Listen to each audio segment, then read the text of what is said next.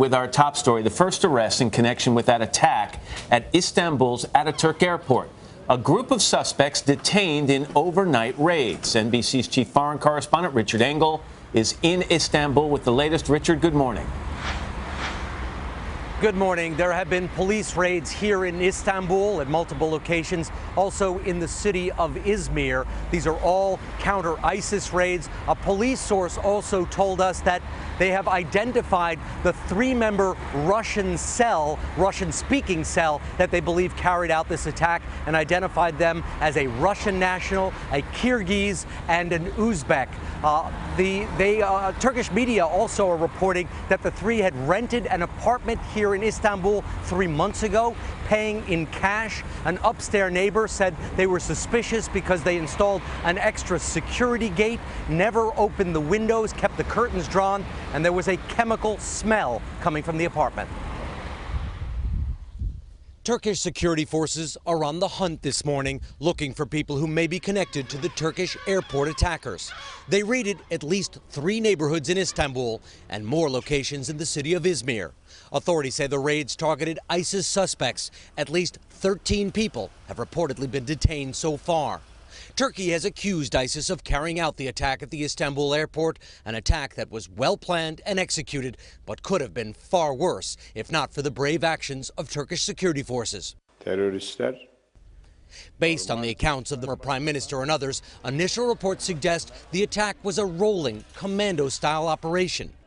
The terrorists arrived by taxi with backpacks and guns. They opened fire outside the main terminal, perhaps to draw away security forces.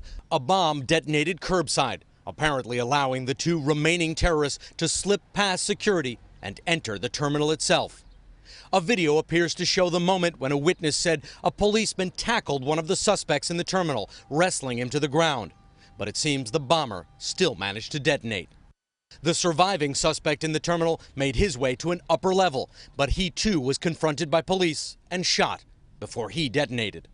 The police officers are being celebrated here as heroes. British videographer Lawrence Cameron had just landed. He took pictures and helped a man with a wheelchair get to a safe place. People just sprinting up the corridor. I mean, huge masses of, families obviously struggling with kids and babies and small children. But all just trying to get back away from the area. The world has condemned the triple suicide attacks.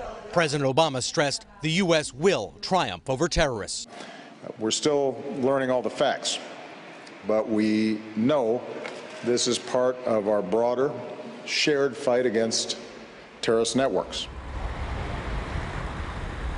As the investigation here continues into this 3-man Russian-speaking cell and attempts to round up any potential accomplices, there was a major development in the fight against ISIS in Iraq. Iraqi forces say that they destroyed an enormous convoy of ISIS vehicles south of Fallujah. That air assault taking place early yesterday morning. That 200 or more ISIS vehicles were destroyed, hundreds of fighters killed as they tried to flee the desert area south of Fallujah and head west for safety. So an impressive military victory by the Iraqi military over ISIS, it would seem. Richard Engel in Istanbul for us this morning. Richard, thanks so much. Hello, Today fans. Thanks for checking out our YouTube channel. Subscribe by clicking that button down there and click on any of the videos over here to watch the latest interviews, show highlights, and digital exclusives.